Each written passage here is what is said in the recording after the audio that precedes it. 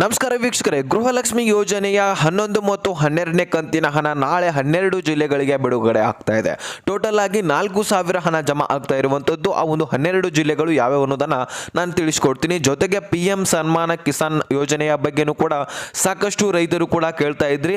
ಈ ಒಂದು 18ನೇ ಕಂತಿನ ಹಣ ಯಾವಾಗ ರಿಲೀಸ್ ಆಗುತ್ತೆ ಸರ್? ಗೃಹಲಕ್ಷ್ಮಿ ಆದಷ್ಟು ಬೇಗ ರಿಲೀಸ್ ಆಗ್ತಾ ಇಲ್ಲ, ಎಲ್ಲರ ಖಾತೆಗೆ ಜಮಾ ಆಗ್ತಾ ಇಲ್ಲ. ಆದರೆ PM ಕಿಸಾನ್ ಆದರೂ ಬರುತ್ತಾ ಅಂತ ಕಾಯ್ತಾ ಇದ್ದೀರಾ. ಸೊ ಅದ್ರ ಬಗ್ಗೆನೂ ಕೂಡ ನಿಮಗೆ ತಿಳಿಸ್ಕೊಡ್ತೀನಿ. ಸೊ ಯಾವಾಗ ರಿಲೀಸ್ ಆಗುತ್ತೆ ಅಂತ ಬಿಗ್ ಅಪ್ಡೇಟ್ ಬಂದಿದೆ. ಸೊ ಅದಾದ್ಮೇಲೆ ಈಗ ಬೆಳೆ ವಿಮೆ ಇಲ್ಲಿ ಇನ್ಶೂರೆನ್ಸ್ ಮೇಲೆ ಸಾಕಷ್ಟು ರೈತರ ಸಾಲ ಮನ್ನಾ ಆಗ್ತಾ ಇರುವಂತದ್ದು. ಕುಮಾರಸ್ವಾಮಿ ಅವರು ಕೂಡ ಈಗಾಗಲೇ ಒಂದು ಬಜೆಟ್ ನಲ್ಲಿ ಕೂಡ ಒಂದು ಮೋದಿ ಅವರ ಜೊತೆಗೆ ಮಾತನಾಡಿದ್ದಾರೆ. ಸೊ ಅದ್ರ ಬಗ್ಗೆನೂ ಕೂಡ ನಿಮಗೆ ಕ್ಲಾರಿಫಿಕೇಶನ್ ಕೊಡ್ತಾ ಇದ್ದೀನಿ. ಸುಮಾರು 1 ಲಕ್ಷದಿಂದ 2 ಲಕ್ಷದವರೆಗೂ ಕೂಡ ಸಾಲ ಮನ್ನಾ ಆಗ್ತಾ ಇರುವಂತದ್ದು. ಸೊ ಅದ್ರ ಬಗ್ಗೆನೂ ಕೂಡ ನಿಮಗೆ ಕ್ಲಿಯರ್ ಆಗಿ ತಿಳಿಸ್ಕೊಡ್ತಾ ಇದ್ದೀನಿ. ಸೊ ಹೀಗಾಗಿ ರೈತರಿಗಂತೂ ತುಂಬಾ ಇಂಪಾರ್ಟೆಂಟ್ ಮಾಹಿತಿ. ಇಲ್ಲಿ BPL ರೇಷನ್ಸ್ ಕಾರ್ಡ್ಗಳನ್ನು ಹೊಂದಿರುವಂತವರು ಕೂಡ ಸಾಕಷ್ಟು ಜನ ಇದ್ದಾರೆ. ಇಲ್ಲಿ ರೈತರು ಕೂಡ ಇದ್ದಾರೆ. ಇಲ್ಲಿ ರೈತ ಆ ಒಂದು BPL ರೇಷನ್ಸ್ ಕಾರ್ಡ್ಗಳನ್ನು ಹೊಂದಿರುವಂತಹ ಗೃಹಲಕ್ಷ್ಮಿಯರು ಮಹಿಳೆಯರು ಕೂಡ ಇದ್ದಾರೆ. ಎಲ್ಲರೂ ಕೂಡ ಈ ಒಂದು ವಿಡಿಯೋಗಳನ್ನು ನೋಡಿ, ಸೊ ತಪ್ಪದೆ ನೋಡಿ, ಯಾಕಂದ್ರೆ ತುಂಬಾ ಇಂಪಾರ್ಟೆಂಟ್ ಹಾಗೂ ಇಂಟ್ರೆಸ್ಟಿಂಗ್ ಆದಂತಹ ಮಾಹಿತಿ ಇದೆ. ಸೊ ವಿಡಿಯೋನ ಮಧ್ಯೆ ಸ್ಕಿಪ್ ಮಾಡಬೇಡಿ. ಚಾನಲ್ಗೆ ಸಬ್ಸ್ಕ್ರೈಬ್ ಮಾಡಿಲ್ಲ ಅಂದ್ರೆ ದಯವಿಟ್ಟು ಬೇಗನೆ ಸಬ್ಸ್ಕ್ರೈಬ್ ಮಾಡ್ಕೊಳ್ಳಿ. ವಿಡಿಯೋಕ್ಕೆ ಒಂದೇ ಒಂದು ಲೈಕ್ ಕೊಟ್ಬಿಟ್ಟೆ ವಿಡಿಯೋನ ನೋಡ್ಲಿಕ್ಕೆ ಸ್ಟಾರ್ಟ್ ಮಾಡಿ. ಈಗ ನಾನು ಒಂದೊಂದಾಗಿ ಟಾಪಿಕ್ ಅನ್ನ ಕವರ್ ಮಾಡ್ತಾ ಹೋಗ್ತೇನೆ. ಸೊ ಕಂಪ್ಲೀಟ್ ಆಗಿ ನೋಡುವಂತಹ ಜವಾಬ್ದಾರಿ ನಿಮ್ದು. ಸೊ ನೋಡಿ, ಮತ್ತೊಂದು ಸಾರಿ ಹೇಳ್ತಾ ಇದ್ದೀನಿ, ವಿಡಿಯೋನ ಮಧ್ಯೆ ಸ್ಕಿಪ್ ಮಾಡಬೇಡಿ, ಕೊನೆವರೆಗೂ ನೋಡಿ, ಅಂದ್ರೆ ಮಾತ್ರ ಅರ್ಥ ಆಗತ್ತೆ. ಸಾಕಷ್ಟು ಈ ಒಂದು ವಿಡಿಯೋದಿಂದ ನಿಮಗೆ ಯೂಸ್ಫುಲ್ ಆಗೋದಿದೆ. ಈಗ ಗೃಹಲಕ್ಷ್ಮಿ ಯೋಜನೆಗೆ ಮಧ್ಯದಲ್ಲಿ ನಾನು ಮಾಹಿತಿನ ಒಂದು 12 ಜಿಲ್ಲೆಗಳನ್ನು ತಿಳಿಸ್ಕೊಡ್ತೀನಿ.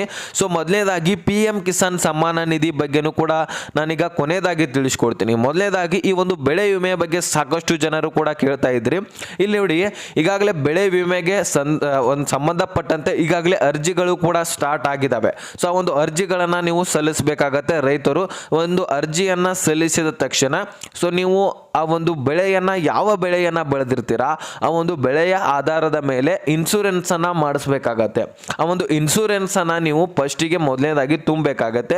ಫ್ರೀ ಆಗಿ ನಿಮಗೆ ಸಾಲ ಮನ್ನಾ ಆಗಲ್ಲ. ನಾನು ಮೊದಲೇ ಕ್ಲಿಯರ್ ಆಗಿ ಹೇಳ್ತಾ ಇದ್ದೀನಿ, ಫ್ರೀ ಆಗಿ ಸಾಲ ಮನ್ನಾ ಆಗಲ್ಲ. ಮೊದಲು ನೀವು ಏನು ಮಾಡಬೇಕಾಗತ್ತೆ, ಆ ಒಂದು ಬೆಳೆ ವಿಮೆ ಮೇಲೆ ಇನ್ಶೂರೆನ್ಸ್ ತುಂಬಿದ ತಕ್ಷಣ ಸೊ ನಿಮ್ಮ ಒಂದು ಬೆಳೆಯ ಇನ್ಶೂರೆನ್ಸ್ ಎಷ್ಟು ತುಂಬಿರ್ತೀರ ಅದರ ಆಧಾರದ ಮೇಲೆ ನಿಮಗೆ ಸಾಲ ಮನ್ನಾ ಆಗತ್ತೆ ಅಥವಾ ನಿಮಗೆ ಹಣ ಬಂದೇ ಬರುತ್ತೆ. ಈ ರೀತಿಯಾಗಿದೆ. ಈಗಾಗಲೇ 2023 ಒಂದು 22-23 ಸಾಲಿನಲ್ಲಿ ಯಾರು ಅರ್ಜಿಯನ್ನು ಸಲ್ಲಿಸಿದಿರಾ ಸೊ ಅವರಿಗೆಲ್ಲರಿಗೂ ಕೂಡ ಈಗ ರೈತರಿಗೆ ಹಣ ಜಮಾ ಆಗ್ತಾ ಇರುವಂತದ್ದು ಯಾವಾಗ ಅಂತ ನೀವು ಕೇಳಬಹುದು. ಇದೇ ಆಗಸ್ಟ್ ಕೊನೆಯ ವೀಕ್ ನಲ್ಲಿ ಅಥವಾ ಈ ಒಂದು ಸೆಪ್ಟೆಂಬರ್ ತಿಂಗಳಿನಲ್ಲಿ ಸ್ಟಾರ್ಟ್ ಆಗೋದಿದೆ. ಸೊ ಹಾಗಾದ್ರೆ ಈಗಾಗಲೇ ಯಾರು ಅರ್ಜಿ ಸಲ್ಲಿಸಿದ್ರೆ ಸೊ ನಿಮ್ಗೆಲ್ಲರಿಗೂ ಕೂಡ ಗುಡ್ ನ್ಯೂಸ್ ಅಂತಾನೆ ಹೇಳ್ಬೋದು. ಸೊ ನಿಮ್ಮೆಲ್ಲರ ಖಾತೆಗೆ ಹಣ ಈಗ ಜಮಾ ಆಗಲಿಕ್ಕೆ ಪ್ರಾರಂಭಿಸೋದಿದೆ.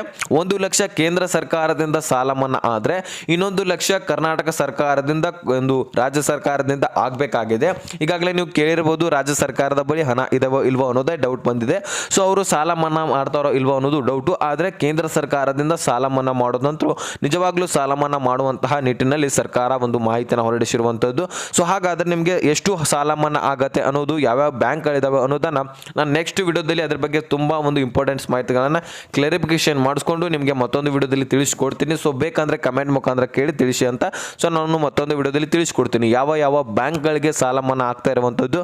ಸೊ ಒಂದು ಬ್ಯಾಂಕ್ಗಳಲ್ಲಿ ನಿಮ್ಮ ಬ್ಯಾಂಕು ಇದೆಯಾ ಅಲ್ವಾ ಅನ್ನೋದನ್ನ ಚೆಕ್ ಮಾಡೋದು ಹೇಗೆ, ಸೊ ಎಲ್ಲನೂ ಕೂಡ ನಿಮಗೆ ಕ್ಲಿಯರ್ ಆಗಿ ತಿಳಿಸ್ಕೊಡ್ತೀನಿ. ಎಷ್ಟು ಎಕರೆಗೆ ಎಷ್ಟು ಸಾಲ ಮನ್ನಾ ಆಗ್ತಾ ಇದೆ, ಯಾವ ಬೆಳೆಗೆ ಎಷ್ಟು ಸಾಲ ಮನ್ನಾ ಆಗ್ತಾ ಇದೆ, ಸೊ ಇದನ್ನೆಲ್ಲನೂ ಕೂಡ ನಿಮಗೆ ತಿಳಿಸ್ಕೊಡ್ತೀನಿ. ಓಕೆನಾ? ಸೊ ಇದ್ರ ಬಗ್ಗೆ ನಿಮಗೆ ಕ್ಲಾರಿಫಿಕೇಶನ್ ಸಿಕ್ತಂತ ಅನ್ಕೋತೇನೆ. ಸೊ ಈಗ ಡೈರೆಕ್ಟ್ ಆಗಿ ಈ ಒಂದು PM ಕಿಸಾನ್ ಸನ್ಮಾನ ನಿಧಿ ಕಡೆ ಬಂದ್ಬಿಡೋಣವಾ. ಸೊ ಈ ಒಂದು PM ಕಿಸಾನ್ ಸಮ್ಮಾನ ನಿಧಿ ಹಣಕ್ಕಂತೂ ಸಾಕಷ್ಟು ಈಗ ರೈತರಂತೂ ಕಾಯ್ತಾ ಇದ್ದಾರೆ. ಈಗ 17ನೇ ಕಂತಿನ ಹಣ ಸುಮಾರು ಇಲ್ಲಿ 9,20,00,000 ಫಲಾನುಭವಿಗಳಿಗೆ ಜಮಾ ಆಗಿದೆ. ಟೋಟಲ್ ಆಗಿ ಎಷ್ಟು ಜನರಿದ್ದಾರೆ? 11 ಕೋಟಿಗಿಂತ ಹೆಚ್ಚಿನ ರೈತರಿದ್ದಾರೆ. ಆ ಒಂದು ರೈತರಲ್ಲಿ ಸಾಕಷ್ಟು ರೈತರು ಇನ್ನೂ ಕೂಡ ಆಧಾರ್ ಕಾರ್ಡ್ಗೆ ಪಹಣಿಯನ್ನ ಲಿಂಕ್ ಮಾಡಿಲ್ಲ. ಇಲ್ಲಿ ನಮ್ಮ ರಾಜ್ಯದಲ್ಲಿ ಕಂದಾಯ ಇಲಾಖೆ ಸಚಿವರು ಕೂಡ ಯಾರು ಕೃಷ್ಣ ಬೈರೇಗೌಡರು ಕೂಡ ಹೇಳ್ತಾ ಇದ್ದಾರೆ, ಒತ್ತಿ ಮತ್ತೊಂದು ಸಾರಿ ಹೇಳ್ತಾ ಇರುವಂತದ್ದು, ಈ ಒಂದು ಪಹಣಿಯನ್ನ ಆಧಾರ್ ಕಾರ್ಡ್ಗೆ ಲಿಂಕ್ ಮಾಡಿಸುವುದು ಕಡ್ಡಾಯವಾಗಿದೆ. ಬೇಗನೆ ಆದಷ್ಟು ಹೋಗಿ ಲಿಂಕ್ ಮಾಡಿಸಿ. ನಿಮ್ಮ ಒಂದು ಹೊಲ ಗದ್ದೆಗಳಿಗೆ ನೀವೇ ಯಜಮಾನರಾಗಿರಿ, ಅಥವಾ ನೀವು ಏನಾದರೂ ಲಿಂಕ್ ಮಾಡಿಸಿಲ್ಲ ಅಂದ್ರೆ ನಿಮ್ಮ ಹೊಲಗಳನ್ನು ಲಪಟಾಯಿಸುವಂತಹ ಚಾನ್ಸಸ್ ಇದೆ. ಅಥವಾ ನೀವು PM ಕಿಸಾನ್ ಆಗಿರಲಿ, ಬರ ಪರಿಹಾರ ಆಗಿರಲಿ, ಬೆಳೆ ಪರಿಹಾರ ಆಗಿರಲಿ, ಯಾವುದೇ ರೀತಿಯಾದಂತಹ ಸಾಲ ಮನ್ನಾ ಇರಲಿ ನಿಮ್ಗೆ ಆಗಲ್ಲ. ನೋಡಿ, ಪಹಣಿಯನ್ನು ಮುಖ್ಯವಾಗಿ ಆಧಾರ್ ಕಾರ್ಡ್ಗೆ ಜೋಡಣೆಯನ್ನು ಮಾಡಿಸಿ ಅಂತ ಹೇರುವಂಥದ್ದು. ಎಲ್ಲಿ ಹೋಗಿ ಮಾಡಿಸ್ಬೇಕಂದ್ರೆ ನಿಮ್ಮ ಗ್ರಾಮ ಪಂಚಾಯತಿ ಇರುತ್ತಲ್ಲ, ಅಲ್ಲಿ ಗ್ರಾಮ ಲೆಕ್ಕಾಧಿಕಾರಿಗಳಿರ್ತಾರೆ. ಸೊ ಅಲ್ಲಿ ಹೋಗಿ ಲಿಂಕ್ ಮಾಡಿಸ್ಬೇಕಾಗತ್ತೆ. ನಿಮ್ಮ ಪಹಣಿ, ಆಧಾರ್ ಕಾರ್ಡು, ಬ್ಯಾಂಕ್ ಪಾಸ್, ನಿಮ್ಮ ಒಂದು ಮೊಬೈಲ್ ನಂಬರನ್ನು ಒಯ್ದುಕೊಂಡು ನೀವು ಲಿಂಕನ್ನು ಮಾಡಿಸ್ಬೋದಾಗಿರುತ್ತೆ ವೀಕ್ಷಕರೇ. ಇದಿಷ್ಟು ಬೇಕಾದರೆ ನೀವು ಟ್ವಿಟರ್ನಲ್ಲಿ ಕೃಷ್ಣ ಬೈರೇಗೌಡ ಅಂತ ನೀವು ಸರ್ಚ್ ಮಾಡಿದ್ರೆ ಅವರ ಒಂದು ಟ್ವಿಟರ್ನಲ್ಲಿ ಪೋಸ್ಟ್ ಮಾಡಿರುವಂತಹ ಮಾಹಿತಿ ನಿಮಗೆ ಕಂಡು ಬರುತ್ತೆ.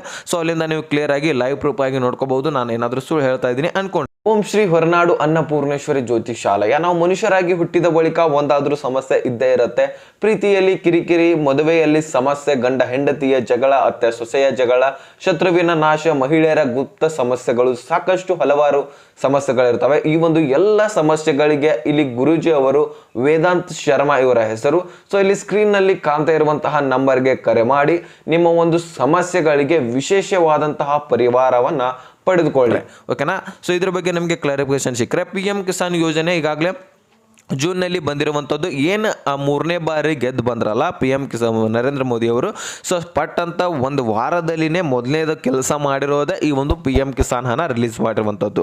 ಸೊ ಅದ್ರ ಬಗ್ಗೆ ಒಂದು ಕೂಡ ಡೌಟ್ ಇಲ್ಲ, ಎಲ್ಲರ ಖಾತೆಗೆ ಹಣ ಜಮಾ ಮಾಡೇ ಮಾಡ್ತಾರೆ, 100% ಜಮಾ ಮಾಡ್ತಾರೆ ಅಂತಲೇ ಆಗಿದೆ. ಯಾಕಂದರೆ ಈಗ 17 ಅಲ್ಲ 18ನೇ ಕಂತು ಕೂಡ ಸ್ಟಾರ್ಟ್ ಆಗಲಿಕ್ಕೆ ಬಂದಿದೆ ವೀಕ್ಷಕರೇ. ಸತತವಾಗಿ 18ನೇ ಕಂತು ಕೂಡ ಈಗ ವರ್ಷಕ್ಕೆ 6,000ದಂತೆ ಈಗ ಪ್ರತಿ 4 ತಿಂಗಳಿಗೊಮ್ಮೆ 2,000 ರೂಪಾಯಿ ಹಣ ಬಿಡುಗಡೆ ರೈತರಿಗೆ ಮಾಡ್ತಾ ಇರುವಂಥದ್ದು. ಸೊ ಈಗಾಗಲೇ ಹೆಚ್ಚಿನ ಒಂದು PM ಕಿಸಾನ್ ಸಮ್ಮಾನ ನಿಧಿ ಹೆಚ್ಚು ಮಾಡಿದ್ದಾರೆ ಅಂತ ಮಾಹಿತಿ ಬರ್ದಾಯಿತು, ಆದರೆ ಅಲ್ಲೇನು ಹೆಚ್ಚು ಮಾಡಿಲ್ಲ, ಅದ್ರ ಬಗ್ಗೆ ಒಂದು ಕ್ಲಾರಿಫಿಕೇಶನ್ ಕೊಟ್ಟಿಲ್ಲ. ಅದ್ರ ಬಗ್ಗೆ ಬದಲಾಗಿ ಸಾಲ ಮನ್ನಾ ಕೂಡ ಮಾಡ್ತಾ ಇರುವಂಥದ್ದು ಈಗಾಗಲೇ ಕೇಂದ್ರ ಸರ್ಕಾರ.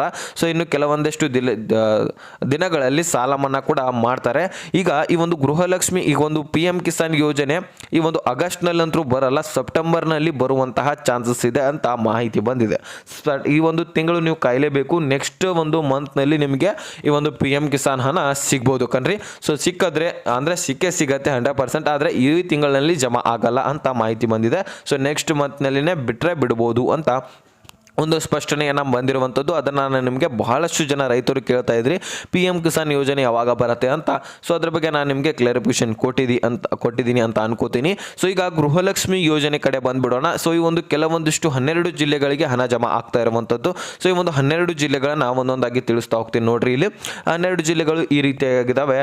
ಇಲ್ಲಿ ನೋಡಿ, ಉಡುಪಿ, ತುಮಕೂರು, ಚಿತ್ರದುರ್ಗ, ಚಿಕ್ಕಮಗಳೂರು, ಶಿವಮೊಗ್ಗ, ರಾಯಚೂರು, ಚಿಕ್ಕಬಳ್ಳಾಪುರ, ಚಾಮರಾಜನಗರ, ಮೈಸೂರು, ವಿಜಯಪುರ, ಬೀದರ್ ಹಾಗೂ ಮಂಡ್ಯ ಇಷ್ಟು ಜಿಲ್ಲೆಗಳಿಗೆ ಹಣ ಜಮಾ ಆಗ್ತಾ ಇರುವಂಥದ್ದು. ಸೊ ಈ ಒಂದು ಜಿಲ್ಲೆಯಲ್ಲಿ ನಿಮ್ಮ ಜಿಲ್ಲೆನೂ ಕೂಡ ಆಗಿದ್ರೆ ನಿಮ್ಮ ಖಾತೆಗೂ ಕೂಡ ಹಣ ಜಮಾ ಆಗುತ್ತೆ. ಸೊ ನಿಮ್ಮ ಈ ಒಂದು ಜಿಲ್ಲೆಯಲ್ಲಿ ಎಲ್ಲರ ಖಾತೆಗೆ ಜಮಾ ಆಗಲ್ಲ, ಕೆಲವೊಂದಿಷ್ಟು ಫಲಾನುಭವಿಗಳ ಖಾತೆಗೆ ಮಾತ್ರ ಹಣ ಜಮಾ ಆಗುವುದು. ಯಾಕಪ್ಪ ಅಂದರೆ ಈಗಾಗಲೇ ಡಾಕ್ಯುಮೆಂಟ್ಸ್ಗಳನ್ನು ವೆರಿಫಿಕೇಷನ್ ಮಾಡಿಸ್ಕೊಂಡು ಯಾರು ಒರಿಜಿನಲ್ ಡಾಕ್ಯುಮೆಂಟ್ಸ್ಗಳನ್ನು ಹೊಂದಿರ್ತೀರ ಸೊ ಅವರಿಗೆ ಮಾತ್ರ ಹಣ ಜಮಾ ಆಗ್ತಾ ಇರುವಂಥದ್ದು. ಎಲ್ಲರ ಖಾತೆಗೆ ಒಮ್ಮೆಲೆ ದಿಢೀರಂತ ಜಮಾ ಮಾಡ್ತಾ ಇಲ್ಲ. ಸೊ ಆಯ್ಕೆ ಮಾಡಿ ಹೇಳಂತೆ ಆಯ್ಕೆ ಆರಿಸಿಕೊಂಡು ಹಣವನ್ನು ಜಮಾ ಮಾಡ್ತಾ ಇರುವಂಥದ್ದು. ಸೊ BPL ರೇಷನ್ಸ್ ಕಾರ್ಡ್ದಾರರು ಕೂಡ ಬಹಳಷ್ಟು ಜನ ಇದ್ದಾರೆ, ಅವ್ರನ್ನೆಲ್ಲರೂ ಕೂಡ ತೆಗೆದಾಕ್ತಾ ಇರುವಂಥದ್ದು ಆಹಾರ ಇಲಾಖೆ. ಇದೆಲ್ಲರೂ ಕೂಡ ಗೊತ್ತಿರುವಂತಹ ವಿಷಯ. ಸೊ ಇಷ್ಟು ಜಿಲ್ಲೆಗಳಿಗೆ ಹಣ ಜಮಾ ಆಗ್ತಾ ಇದೆ. ಇಲ್ಲಿ ಕೆಲವೊಂದಿಷ್ಟು ಫಲಾನುಭವಿಗಳಿಗೆ ಮಾತ್ರ ಹಣ ಜಮಾ ಆಗುತ್ತೆ, ಎಲ್ಲರೂ ಕೂಡ ಜಮಾ ಆಗಲ್ಲ, ಈಗಲೇ ಹೇಳ್ತಾ ಇದ್ದೀನಿ. ಸೊ ಇದಿಷ್ಟು ಅರ್ಥ ಆಗಿದ್ರೆ ಲೈಕ್ ಮಾಡಿ, ನಮ್ಮ ಸ್ನೇಹಿತರಿಗೆ ಶೇರ್ ಮಾಡಿ, ಹಾಗೆ ಸಬ್ಸ್ಕ್ರೈಬ್ ಮಾಡಿ ಅಂತ ಹೇಳ್ತಾ ಮತ್ತೆ ಮುಂದಿನ ಮಾಹಿತಿ ಹಂಚ್ಕೋಣ. ಸೊ ಅಲ್ಲಿ ತನಕ ಬಾಯ್ ಬಾಯ್, ಟೇಕ್ ಕೇರ್ ಫ್ರೆಂಡ್ಸ್.